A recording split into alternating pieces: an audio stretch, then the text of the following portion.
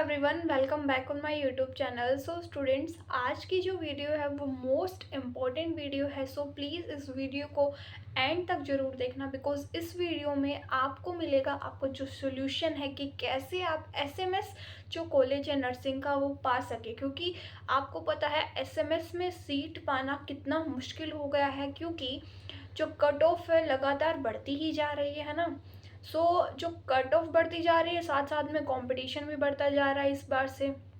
तो आपको जो है कैसे मैनेज करना है अपनी स्टडीज़ को, कैसे जो है वो काम करना है ताकि आप अच्छा गवर्नमेंट कॉलेज पा सको, मतलब एसएमएस पा सको। आज की वीडियो में ओनली एसएमएस के लिए ही हम स्ट्रेटेजी जो है वो देखने वाले हैं, ठीक है। So let get started. So first of all, आपको पता है जो एसएमएस जो कॉलेज है राजस्थान का, वो फर्स्ट नंबर कॉलेज है, जो कि एक नंबर पे है, टॉप जो गवर्नमेंट कॉलेज है, ठीक है। वहाँ पे बिल्कुल भी फीस नहीं लगती है, मतलब आपको बिल्कुल भी रुपए नहीं देने हैं, वो फ्री ऑफ कॉस्ट आपका कॉलेज है। दूसरी बात है कि वहाँ पे अच्छा हॉस्पिटल भी है, अच्छा आप क्लिनिकल में भी ड्यूटी कर सकते हैं, साथ साथ में अच्छे टीचर्स आपको मिलेंगे, एसएमएस की टॉप फैकल्टी आपको मिलती है, अच्छे से आप जो है बीएससी नर्सिंग कर पाएंगे।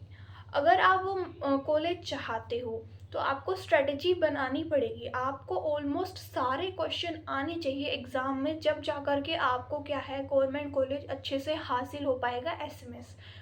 देखो, अगर हम बात करें एग्ज़ाम की, तो जो एग्ज़ाम है वो ऑलमोस्ट 4 मंथ मान के चलते हैं। 4 मंथ बाद आपका एग्ज़ाम हो सकता है, मे बी जुलाई में आपका एग्ज़ाम होगा। तो अभी फैब चल रहा है, फैब, मार्च, अप्रैल, मई, जून मान लेते हैं, चलो 5 महीने मान लेते हैं। फैब तो वैसे भी चला गया, अप्रोक्सीमेटली 4 और 5 मंथ आपके पास है, ठीक है।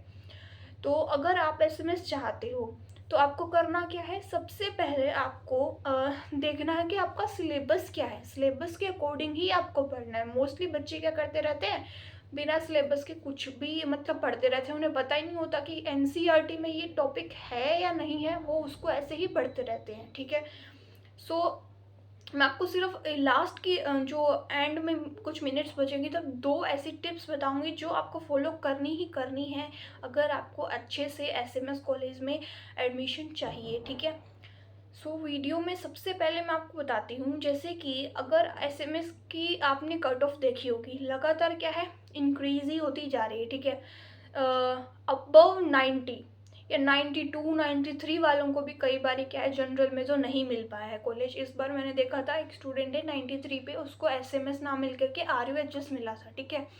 तो 24 के लिए जो है कट ऑफ बहुत ज़्यादा जाएगी, इसलिए आप मान के चलो आपको 95 प्लस स्कोर करना ही करना है अगर आपको एसएमएस में जाना है, ठीक है। गर्ल्स की बात करें तो उनका थोड़ा क्राइटेरिया जो है कट ऑफ में थोड़ा कम रहता है, ठीक है। तो फर्स्ट ऑफ ऑल अगर हम बात करें सिलेबस की, तो सिलेबस क्या है, जैसे क्लास 12th एनसीईआरटी का सिलेबस आएगा, बहुत इजी है, कोई ऐसे तो है नहीं 11th का भी आ रहा है, 12th का भी आ रहा है, जीके भी आ रही है, ऐसा कुछ नहीं है। ओनली 12th क्लास की एनसीईआरटी आ रही है। फिजिक्स, केमिस्ट्री और बायोलॉजी, ये 3 टोटल सब्जेक्ट हैं जो आपके एग्जाम में आने वाले हैं, है ना। तो सबसे पहले मैं बताऊंगी आपको बायोलॉजी की स्ट्रेटेजी, ठीक है। अब बायोलॉजी में एनसीईआरटी के अंदर अप्रोक्सीमेटली 16, आई थिंक 16 चैप्टर हैं, 16 15 इतना मान लो, अगर कोई कट होके बताते हैं तो भी। लेकिन अगर आरयूएचएस ऐसे बोलता है कि फर्स्ट जो चैप्टर है शायद वहाँ पर रिप्रोडक्शन इन ऑर्गेनिज्म वाला चैप्टर वो कट हो चुका है सिलेबस से, अगर हम न्यू एनसीईआरटी में देखें शायद, आई थिंक सो। तो क्या होता है, मान के चलते हैं वो कट हो गया है, लेकिन आरयूएचएस क्या करता है, कभी कभी उसके भी क्वेश्चंस डाल देता है। तो आपको क्या है, जो ओल्ड एनसीईआरटी है उसके सारे चैप्टर पढ़ने, चाहे वो फिजिक्स हो, केमिस्ट्री हो, बायोलॉजी हो, ठीक है। क्योंकि क्वेश्चंस कई बार पुटअप किए गए हैं, मैंने बहुत बार एग्जाम में देखा है। तो बायोलॉजी में क्या है, आपको रीड करनी है एनसीईआरटी, 15 to 16 चैप्टर है, आराम से अगर एक दिन में एक चैप्टर करोगे तो मोर देन इनफ है रीडिंग के लिए। ओनली रीडिंग का मैं आपको बता रही हूँ, ठीक है। क्वेश्चन प्रैक्टिस मस्ट है, अगर आपने क्वेश्चन प्रैक्टिस नहीं की तो आप अच्छे से कोई गवर्नमेंट कॉलेज नहीं पा पाओगे, ठीक है। तो क्वेश्चन प्रैक्टिस मस्ट है। जैसे फर्स्ट ऑफ ऑल आपको क्या है, स्टार्टिंग अभी 4 5 महीने बाकी है, तो अभी स्टार्टिंग से भी आप उसे कर सकते हो, या फिर आप जिनका वेटेज हाई है वो चैप्टर करो। जैसे जेनेटिक्स वाला चैप्टर है, उसके अंदर जो कैरेक्टर्स वगैरह हैं, फिजिकल ट्रेट क्या होता है, ये सब उसमें जीन वगैरह जो भी हैं, उसका जो है वो मोस्ट इम्पॉर्टेंट है, तो उसे पढ़ो सबसे पहले। तो वो पूरी यूनिट, उसमें 3 चैप्टर है, molecular basis of inheritance, genetics वाला जो फर्स्ट वाला चैप्टर है वो, और इवोल्यूशन वाला चैप्टर भी आपको अच्छे से पढ़ के जाना है, ठीक है। नेक्स्ट हम बात करते हैं बायोटेक्नोलॉजी, जो शायद 11th और 12th चैप्टर है, उसको अच्छे से पढ़ना है। एकदम जो डायग्राम्स होते हैं उसमें से भी क्वेश्चन आते हैं, जैसे आपने वो जो साइट वाला डायग्राम देखा है, इको फर्स्ट या इको सेकेंड, इस टाइप से, जो अब तो मुझे थोड़ा क्लियर नहीं है वो, तो उस टाइम पे मेरे को मतलब था कि जो भी लिखा हुआ है एनसीईआरटी में, छोटे से छोटा पॉइंट आप कभी टॉप में देखोगे, बॉटम में देखोगे, वो सब आपको एनसीईआरटी पढ़नी है अगर आप टॉप कॉलेज चाहते हैं तो। गवर्नमेंट कॉलेज के लिए 75, कोई भी अगर गवर्नमेंट कॉलेज चाहिए तो 75 प्लस मार्क्स ले आओ, आपको मिल जाएगा आराम से। लेकिन अगर एसएमएस चाहिए है तो सब कुछ पढ़ना है, कुछ भी नहीं छोड़ना है इस टाइम पे, ठीक है। इस टाइम पे आपको कुछ भी नहीं छोड़ना, आई रिपीट दिस। तो सबसे पहले मैंने आपको बता दिया, सबसे पहले कौन सा बताया मैंने, जेनेटिक्स वाला, एंड देन बायोटेक्नोलॉजी इम्पोर्टेंट है। लास्ट यूनिट जो है आपकी कौन सी है, इकोलॉजी वाली जो यूनिट है ना, उसको पूरा अच्छे से पढ़ना है, साइंटिस्ट वगैरह पढ़ने हैं, उसमें थोड़े बहुत ऐसे डाटाज हैं कि इतने एंड स्पीशीज़ हैं, इतनी बैटल स्पीशीज़ है, फिश की स्पीशीज़ है, इतनी इतनी, वो नंबर भी आपको याद करने हैं, ठीक है। अगर आप चाहते हो कि मैं बायोलॉजी को आपको एक शॉर्ट रिवीजन कराऊं, तो वो भी मैं एंड में आपको कराऊंगी जब आपके एग्ज़ाम आने वाले होंगे, ठीक है। और क्वेश्चन प्रैक्टिस मैं कराती हूँ, बट आप लोग आते नहीं हो, इसलिए मैंने क्वेश्चन प्रैक्टिस करवाना बंद कर दिया। अगर इस वीडियो पे मुझे ज़्यादा से ज़्यादा कमेंट्स मिलेंगे कि मैम हमें क्वेश्चन प्रैक्टिस करवाओ, तो मैं क्वेश्चन प्रैक्टिस फिर से स्टार्ट करूँगी, अदरवाइज़ मैं क्वेश्चन प्रैक्टिस आपको नहीं करवाने वाली हूँ, ठीक है। क्योंकि अगर आप आते नहीं हो तो कोई फ़ायदा नहीं है, क्योंकि जिन बच्चों को करनी होती है वो तो आ जाते हैं, ठीक है। या फिर आप अदर कहीं से कर रहे होंगे, वो आपकी मर्जी है, बट मैं आपको बता रही हूँ अगर क्वेश्चन प्रैक्टिस करने हो, मैं तो टोटल 20 क्वेश्चन रोज़ करवाऊँगी ना अब से, तो कितने क्वेश्चन हो जाएंगे, 20 पर डे के क्वेश्चन है, 20 इंटू 30 आप मान के चलो, ठीक है, 600 क्वेश्चन। तो ऐसे ऐसे करके आपके कितने सारे क्वेश्चन हो जाएंगे एक एक महीने में, बट आप लोग आते ही नहीं हो। तो सबसे पहले क्वेश्चन इम्पॉर्टेंट है और प्रैक्टिस करना बहुत इंपॉर्टेंट है। बायोलॉजी में तो सिर्फ आपको एनसीईआरटी लाइन टू लाइन पढ़नी है, एनसीईआरटी के हर एक पैराग्राफ्स को पढ़ना है अच्छे से, ठीक है। रिप्रोडक्शन वाला चैप्टर है, कितना इम्पोर्टेंट है उसके अंदर, जैसे कि मेल रिप्रोडक्टिव सिस्टम है, फीमेल रिप्रोडक्टिव सिस्टम है, मेंस्ट्रुअल साइकिल पे मेनली क्वेश्चंस आते हैं, जैसे कि ईस्ट्रोजन लेवल, प्रोजेस्टेरोन लेवल के कौन से जो टाइम है 3 to 5 डेज, इसमें कौन से जो हॉर्मोन्स हैं वो वर्क करते हैं, एलएच सर्ज क्या होता है, कॉर्पस ल्यूटियम क्या होता है, इस टाइप से जो क्वेश्चंस हैं वो देखने को मिलते हैं। तो इसमें आपको अच्छे से पढ़ के जाना है। नेक्स्ट बात है, बायोलॉजी में जो लास्ट में समरी लिखी होती है ना चैप्टर की, उसमें से भी क्वेश्चन आते हैं, तो आपको क्या करना है, वो भी पढ़ना है। क्योंकि बायोलॉजी में जो है चैप्टर जो इम्पोर्टेंट है ही, लेकिन समरी भी जो इम्पोर्टेंट है, समरी में कुछ ऐसी लाइन लिखी होती है जो एनसीईआरटी की जो आपका चैप्टर है ना वहाँ नहीं लिखी होती है, तो आप क्या है वो देख नहीं पाते हो, कई बार क्वेश्चन आता है तो कई बार आपको कन्फ्यूज़न हो जाती है, तो गलत होने की चांसेस है। तो छोटी सी तो समरी होती है, उसको आप अच्छे से पढ़ लेना ताकि आपको क्या है बेनिफिट मिल जाए, ठीक है। बायोलॉजी की मैंने आपको अच्छे से बता दिया कि आपको एनसीईआरटी पढ़नी है, साथ ही में क्वेश्चन प्रैक्टिस करने हैं, इंपॉर्टेंट चैप्टर को बार बार रिवाइज करना है।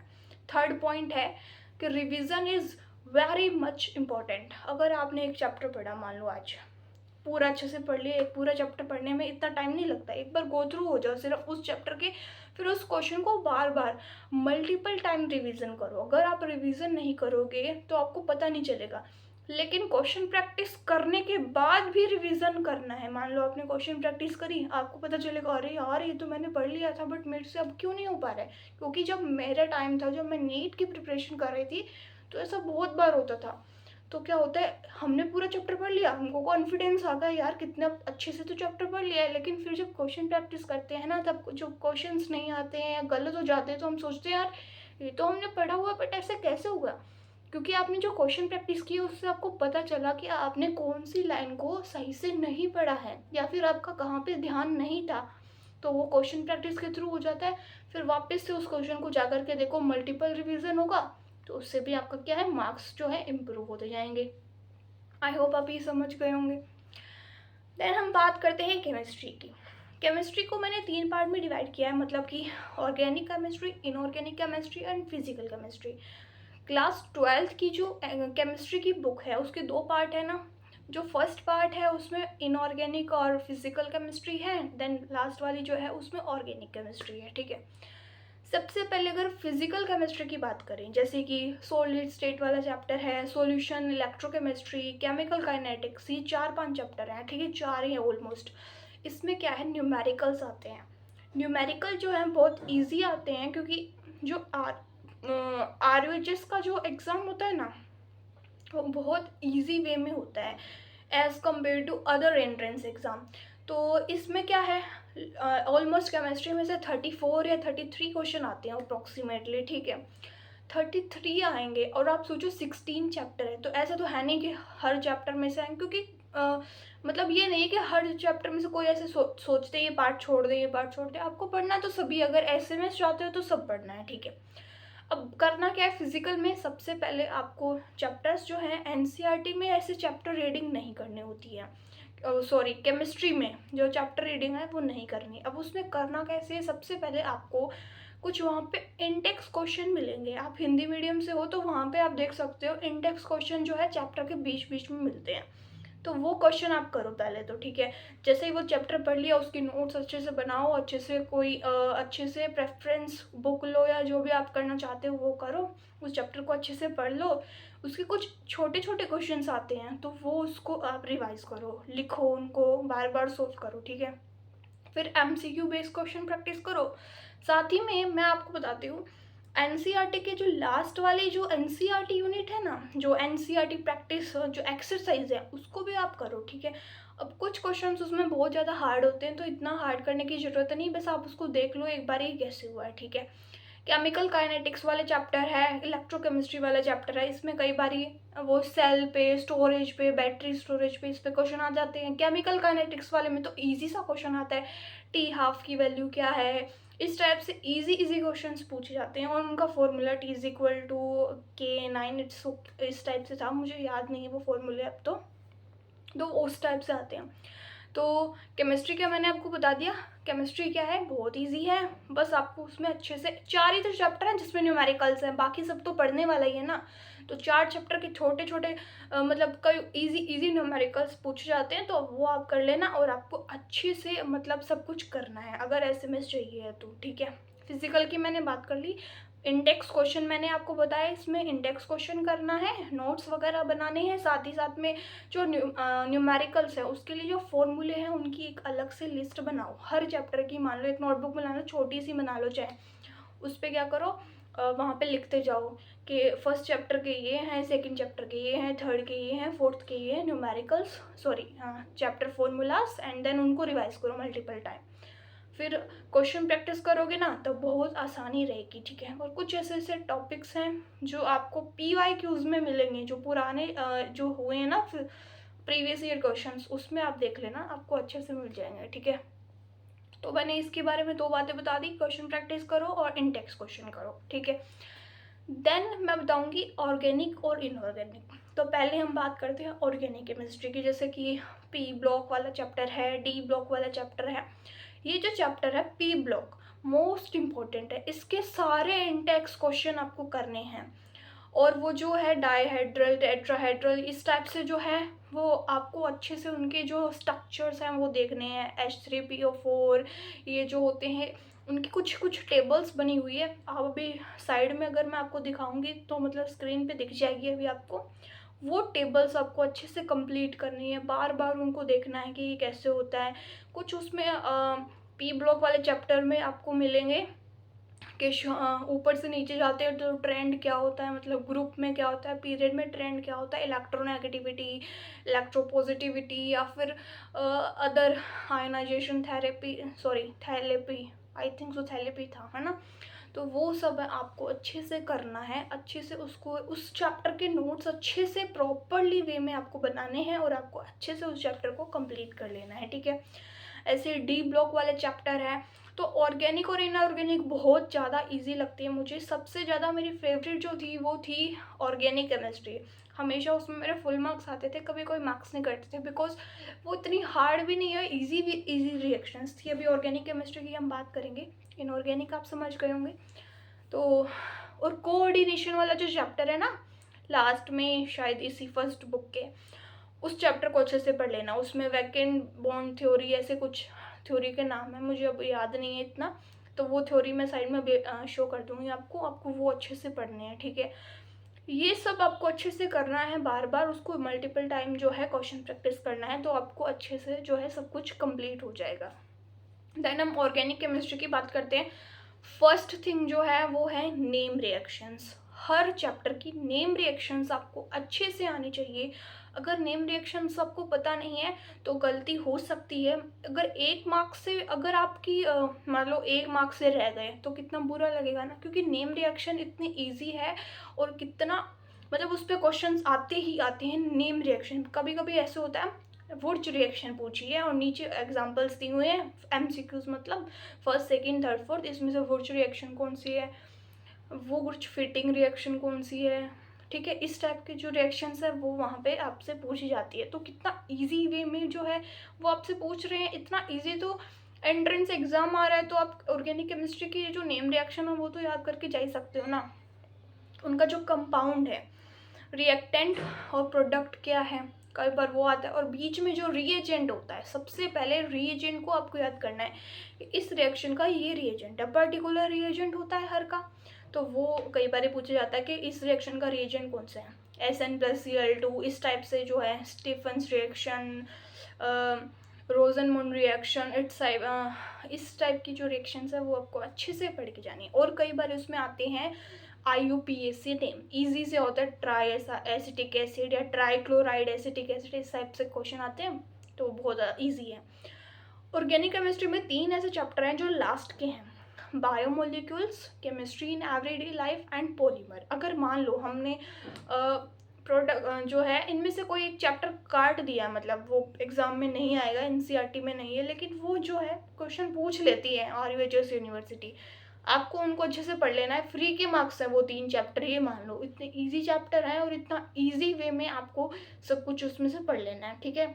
और क्वेश्चन प्रैक्टिस मल्टीपल टाइम करनी है, मैं हर बार ये बोल रही हूँ, मल्टीपल टाइम क्वेश्चन प्रैक्टिस करोगे तभी सारे क्वेश्चन जाकर सही होंगे। आज से ही स्टार्ट कर दो, आज से ही मेहनत करना स्टार्ट कर दोगे ना तो पीक पे पहुंच जाओगे और SMS कॉलेज आपसे कोई नहीं छीन पाएगा, ये मैं दावा के साथ आपको कह रही हूँ, ठीक है। तो आपको अच्छे से मेहनत करनी है, ठीक है। देन सेकंड बात, हम अगर केमिस्ट्री की करें ना तो केमिस्ट्री के जो क्वेश्चंस हैं बहुत ज़्यादा इजी आते हैं। तो PYQs जो हैं वो अच्छे से आपको करने हैं, हर चैप्टर के PYQs जो है वो आपको करने हैं। अब जैसे नीट में तो ऐसा होता है कि आपको बहुत सारा वास्ट डिफरेंस देखने को मिलता है, क्योंकि वहाँ पे बहुत हार्ड क्वेश्चंस पूछे जाते हैं, बट यहाँ पे तो इतना ईजी है, तो आप क्वेश्चंस उसको करना। क्वेश्चन जो है PYQs एक साथ ही मिलते हैं आपको, हर चैप्टर के अलग अलग PYQs नहीं मिलते हैं RUHS में। तो आप अच्छे से जब कर लो ना PYQs तो वैसे कर लिया करो, मतलब 18 के कर लिए, 19 के कर लिए, क्वेश्चन तो सेम ही रहते हैं ना, बस उसमें 11th के भी आते थे पहले हमारे टाइम पर, 12th के भी आते थे, बट आपके में सिर्फ 12th के आते, तो आप 11th वाले छोड़ देना बीच बीच में जो, ठीक है। तो केमिस्ट्री का ही हो गया। देन मोस्ट इम्पॉर्टेंट जिसको सबसे ज़्यादा मतलब बच्चों को डर लगता है वो है फिज़िक्स। अब फिज़िक्स की बात करें, फिज़िक्स में क्या है, न्यूमेरिकल्स आते हैं, तो उससे क्या बच्चे डरते हैं। और RUHS की मैं बात बताऊँ, इतने ज़्यादा न्यूमेरिकल्स नहीं पूछ जाते, ईजी वे में न्यूमेरिकल्स पूछे जाते हैं। मान लो फिज़िक्स में क्या है, 16 चैप्टर है, 16 ही आई थिंक सो, है ना। तो उसमें क्या है, फर्स्ट चैप्टर मान लो इलेक्ट्रोस्टैटिक है, एग्जाम्पल्स जो दिए होते हैं या फिर NCERT जो दी हुई है वो कर लो, एक्सरसाइज मतलब। अब है क्या, उसको आपको ऐसे नहीं कि पूरी NCERT पढ़नी है, क्योंकि इतना आप नहीं पढ़ पाओगे। जो चैप्टर की NCERT पढ़नी है मैं वो आपको बता दूंगी, ठीक है। इलेक्ट्रोस्टैटिक्स वाला चैप्टर है, इलेक्ट्रिक पोटेंशियल वाला चैप्टर है, करंट इलेक्ट्रिसिटी वाला चैप्टर है, मैग्नेटिक फील्ड वाला चैप्टर है। इस टाइप से जो चैप्टर्स है ना उनके क्या है, फॉर्मूलेज आपको पता होना चाहिए, थ्योरी आपको आनी चाहिए कि क्या क्या है। नोट्स आपने पढ़े होंगे, 12th में पढ़ा होगा, या फिर अब भी आपके पास आप कहीं से पढ़ रहे होंगे या रिवाइज कर रहे होंगे, तो वहाँ से मिल जाएंगे, ठीक है। उनको बार बार देखो कि कैसे, कौन से जो डेरिवेशन है क्या है उसके अंदर। डेरिवेशन तो पूछी नहीं जाती, पर कई बार होता है electric field inside a conductor is what, 0 1 infinite, ये सब पूछे जाते हैं ना। तो ये इजी क्वेश्चन है, और थ्योरी अगर आ रही है तो ही कर पाओगे ना, तो थ्योरी इसमें इम्पोर्टेंट है, ठीक है। थ्योरी प्लस न्यूमेरिकल दोनों इम्पोर्टेंट है। ऐसे नहीं कहेंगे कि थ्योरी थ्योरी करके चल जाओ, न्यूमेरिकल आएंगे तो छोड़ देना, नहीं। अगर ऐसे में चाहिए तो सब कुछ करना है आपको, ठीक है। अब मैं बताती हूँ, इसके अंदर फिजिक्स में कुछ होते हैं पॉन्डर टाइप, वहाँ लिखा हुआ होता है, जैसे समरी होती है ना किसी चैप्टर की, वैसे वहाँ पर शायद फिजिक्स पॉन्डर्स होते हैं, आई थिंक सो। मैं भी आपको शो कर दूँगी साइड में, वो आपको अच्छे से पढ़ने हैं, ठीक है। हर चैप्टर के लास्ट में होती हैं वो, और हर चैप्टर के लास्ट में कुछ ऐसा ही यूनिट्स और उसके जो फॉर्मूले हैं वो शायद लिखे हैं वहाँ पे। उस टेबल को आपको अच्छे से कंप्लीट कर लेना है, ठीक है। ये जो टेबल है ये आपको अच्छे से पढ़नी है, क्योंकि ऐसा यूनिट का जो क्वेश्चन है बहुत बार आता है। और दूसरा इसके अंदर जो है सीधा फॉर्मूला ही पूछ लेते हैं कई बार, जैसे कि के इज़ इक्वल टू क्या होता है, एफ इज़ इक्वल टू क्या होता है, ऐसे कुछ फॉर्मूलेज हैं, मुझे अभी याद नहीं आ रहे हैं। तो फॉर्मूला फोर्स का पूछ लिया, ये इजी फॉर्म में जो है के इज़ इक्वल टू Q1Q2/r² याद आ गया, एफ इज़ इक्वल टू, ये सब के क्वेश्चन आते हैं। तो होता क्या है, के जो यहाँ पे है वो क्या है, सो के जो है उसकी जो वैल्यू है वो क्या है, तो इस पर क्वेश्चन आ जाते हैं। कितना ईजी तो है। तो इस टाइप के क्वेश्चंस आपको फिजिक्स में देखने को मिलते हैं, बहुत इजी क्वेश्चंस हैं, आप अच्छे से कर पाओगे। अब हम इसकी बात करते हैं, एक वो सेमीकंडक्टर वाला चैप्टर है, उसमें NPN junction, PNP junction, N type semiconductor, P type semiconductor, half cycle, full cycle, ampere, वो एम्पलीट्यूड क्या जाता है, जो ग्राफ है वो ऐसे जाएगा या फिर इस तरीके से आएगा, या फिर half wave rectifier, full wave rectifier, इस टाइप से जो क्वेश्चन आते हैं ना वो इम्पोर्टेंट है वहाँ पे। तो सेमीकंडक्टर वाला चैप्टर अच्छे से करना है, स्टार्टिंग के चैप्टर्स भी अच्छे से करने हैं, हर चैप्टर वैसे तो अच्छे से करना है, बट जो वेटेज ज़्यादा रखते हैं वो भी मैं आपको साथ साथ बता रही हूँ।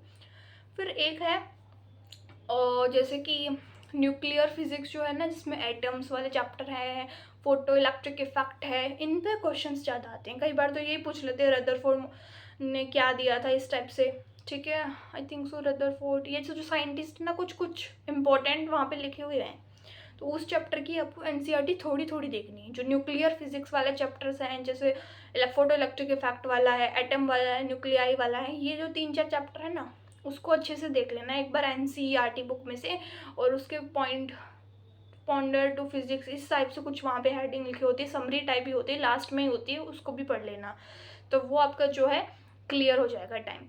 आई थिंक सो मैंने आपको सब बता दिया है, फिजिक्स भी बता दी, केमिस्ट्री भी बता दी एंड बायोलॉजी भी बता दी। सब में जो है क्या क्या चीज़ इंपॉर्टेंट है, सबसे पहले NCERT reading in biology is very much important than physics, ठीक है। इनऑर्गेनिक केमिस्ट्री और ऑर्गेनिक केमिस्ट्री की मैंने आपको बता दी कि आपको NCERT थोड़ी थोड़ी पढ़नी है, और इनऑर्गेनिक में तो NCERT पढ़ ही लेना आप, ठीक है। और फिजिकल केमिस्ट्री में क्या करना है, सारे जो न्यूमेरिकल्स वगैरह हैं अलग से लिख लेना और बार बार उसको रिवाइज करना। और PYQs बहुत इंपॉर्टेंट है, PYQs अगर आपने नहीं किए तो आप बहुत कुछ मिस कर दोगे, वो तो आपको करने ही करने हैं। और multiple time revision and multiple time question practice, ये 2 इंपॉर्टेंट बात है जो मैंने आपको कही थी कि मैं वीडियो में बताऊंगी।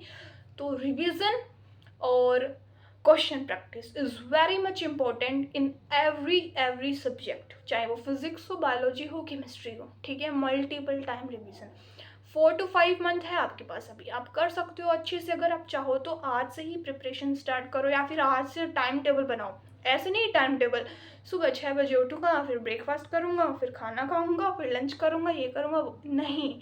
आपको क्या करना है, ये लिखना है कि इस दिन इन 3 चैप्टर को या इन 2 चैप्टर को अच्छे से कर लूँगा, और रात में इसके क्वेश्चन प्रैक्टिस करूँगा। जब तक क्वेश्चन प्रैक्टिस नहीं होंगे तब तक सोऊंगा नहीं या सोऊंगी नहीं, ठीक है। ये 2 आप अच्छी हैबिट बनाओगे तब आपसे हो पाएगा। एक इम्पॉर्टेंट बात जो मेरे को आपसे करनी थी कि मैं अपनी जो टेस्ट सीरीज़ है वो लॉन्च करने वाली हूँ कुछ ही टाइम पे, जो टेस्ट सीरीज़ होगी मैं आपको बता देती हूँ। अभी मैंने उसका प्राइस जो है वो डिसाइड नहीं किया है, क्योंकि इस बार मैं शायद आपको एडिशनल क्वेश्चंस प्रोवाइड करूँ साथ ही में, तो अभी काम चल रहा है, ठीक है।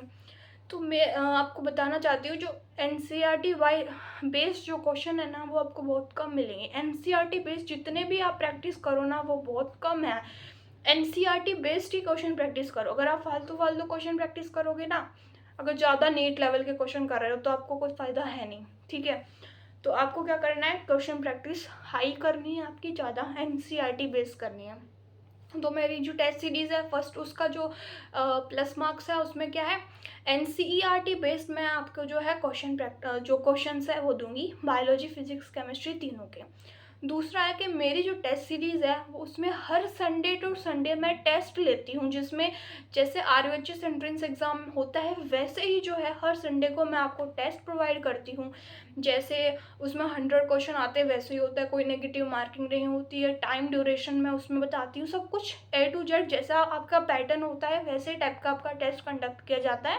कुछ स्टूडेंट्स जो है जिन्होंने लास्ट टाइम ली थी उनको पता है, तो उन बच्चों से भी मतलब उनको भी अच्छे बेनिफिट हुए थे, ठीक है।